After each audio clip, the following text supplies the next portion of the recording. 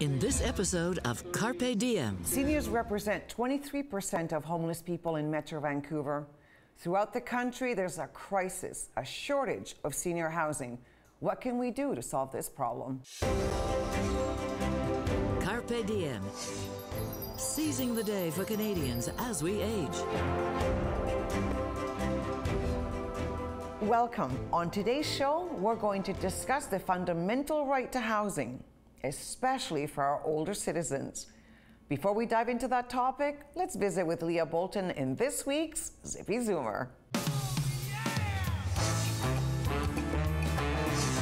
Ready? Okay.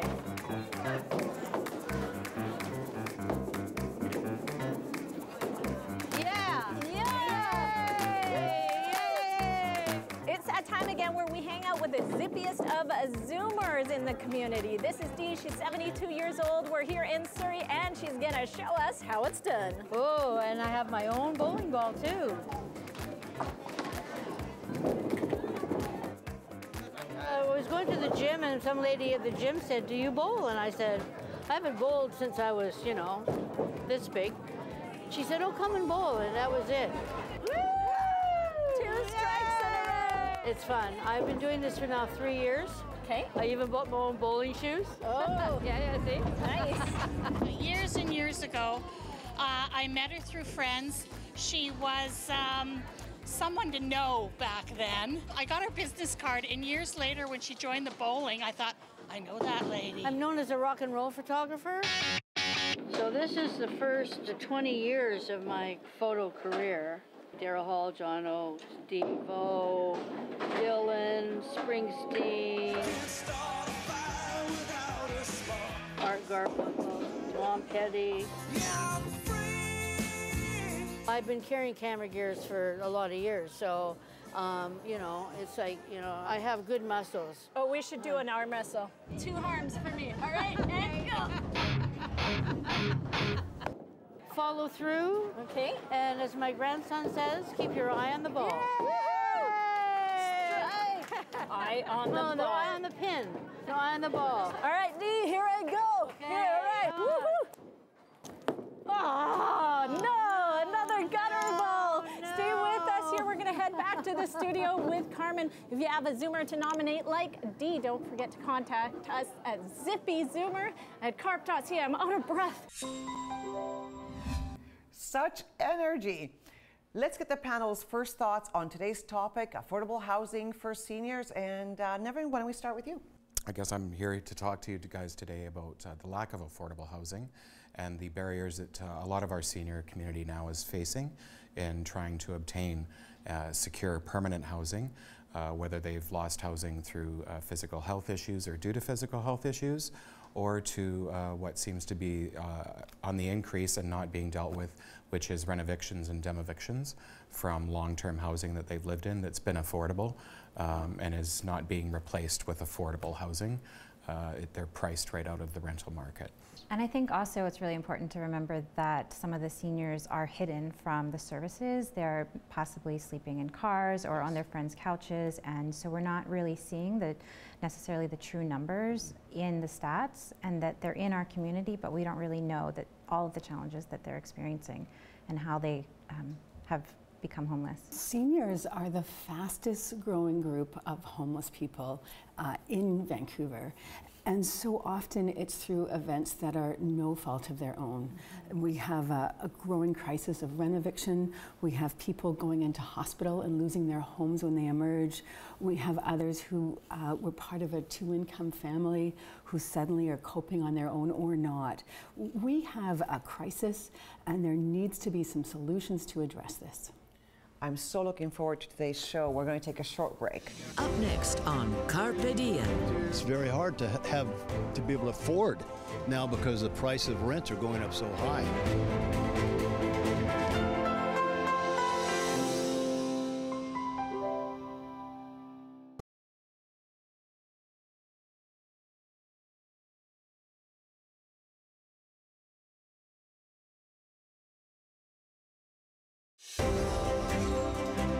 CARPe Diem. Seizing the day for Canadians as we age. We're talking affordable housing, especially for low-income seniors. Leah Bolton went to Langley to see what challenges some aging Canadians face. Township is home to 14 manufactured home parks, housing approximately 1,400 tenants. We're trying to highlight the issues in the city and the township affecting the availability of affordable senior housing and the senior homelessness issue that is increasing. Somewhere between 45 and 50% of the people that we were seeing were between 55 and older. The numbers drop a little bit when we start getting up to 65 and older, but there's still a significant number of people that are coming in looking for assistance. Just this little area, you see people that are homeless that are old people, and they are walking around with shopping carts. I could never afford my own place. I wish, but no, I've never owned a home. But you rented? Rent, yeah. You rented, and the rents got pretty high?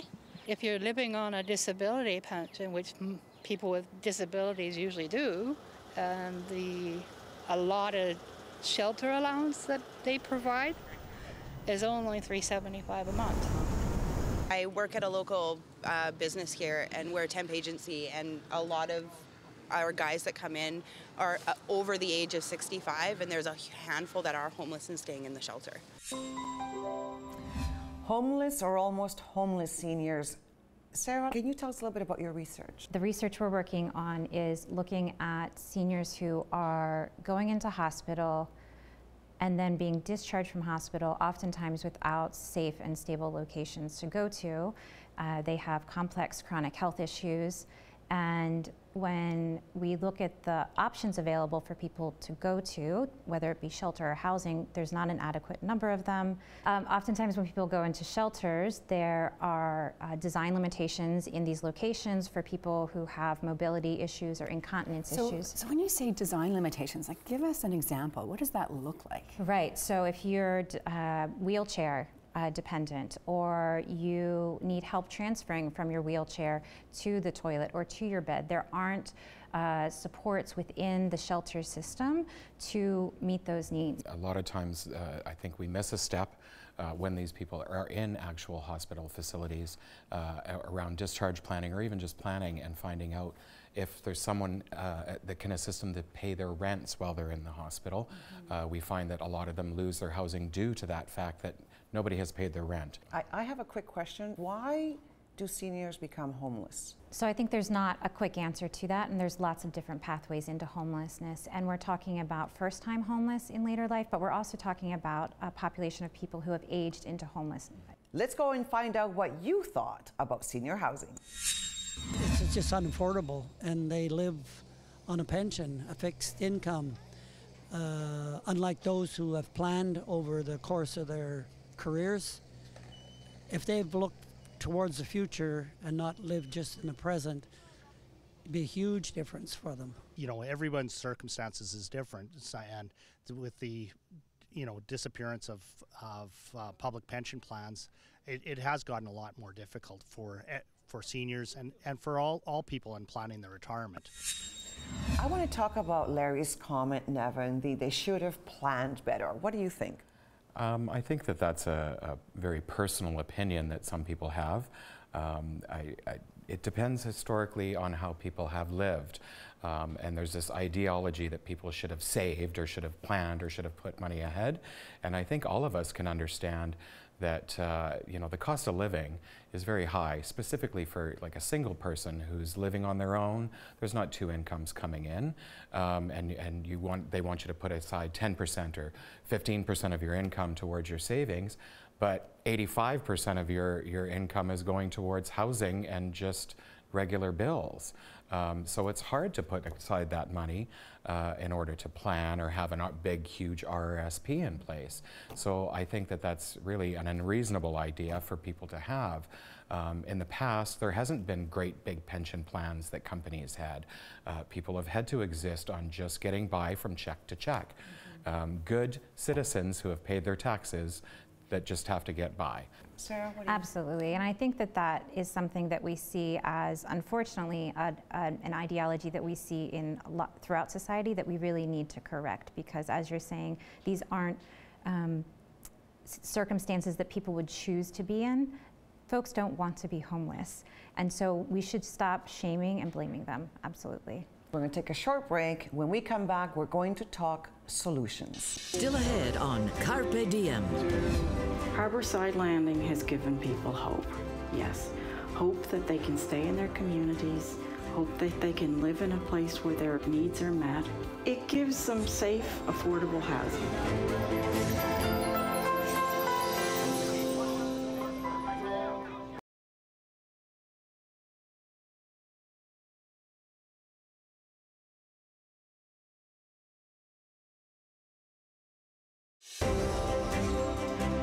CARPE Diem. Seizing the day for Canadians as we age. Welcome back. Now we're going to ask our panel for solutions on affordable housing for our older community members. What options are there? Unfortunately, some think this is an insurmountable problem. The pension doesn't even give them any quality of life whatsoever. It's really a concern for sure. I don't have a solution though, I wish I did. Nevin, your organization is working on this issue. What do you think? Yes, we are trying to put together requesting a funding proposal to the BC government to expand our resources within Senior Services Society to what we're calling the Seniors Housing and Information Navigation Ease BC, or for short, SHINE BC, which we want to provide a one-stop senior program that provides seniors the advocacy, the resources, the support to help people get the housing that they need, and the necessary follow-ups and programs in place to support them to stay independent in their living. Sarah, you're smiling. Absolutely. I'm thinking, yes, we do need more senior-specific housing in the Metro Vancouver region, probably all throughout Canada, frankly, but we also need people to walk alongside our seniors and be there to support them with information needs, whether it's from connecting them with SAFER, which is the shelter aid for elderly renters, or whether it's helping them access the guaranteed income supplement. We need these people to help our seniors access the resources that they're entitled to. What I'm hearing from both of you is that there are solutions out there. We just need to have the will to act. I love the idea of senior designed modular housing. So we take the idea of modular housing and the seniors focus. So for example, putting in an elevator so that it can be accessible and making sure that there are sidewalks and park benches around it so people can actually interact with their neighborhood. And perhaps that idea of senior specific temporary housing or homeless shelters, so seniors can go there without worrying that they're going to be preyed upon or lose their ID or their wallet or their personal mementos. Well, I have a great video to share from the Atlantic provinces where they have the highest number of homeless and at-risk seniors in Canada. How are they solving this problem? Watch this. Shelburne is located on the southernmost tip of Nova Scotia, so it's right on the Atlantic Ocean. It's very rural. There's about 1,800 people in the town. While there was some housing for low-income people, there was nothing for seniors. And I thought, it's such a shame that these people who care so much about their community actually have to leave. I started looking for alternative solutions and sorted out that Atlantic Baptist Housing might be interested in coming. So I called them and asked them, and they said, well, you prove a need and we'll come. And they did. Atlantic Baptist Housing is a not-for-profit charitable corporation that was founded in 1970 to provide seniors housing solutions in Atlantic Canada. After we had established that there was a strong need for affordable seniors housing here, we applied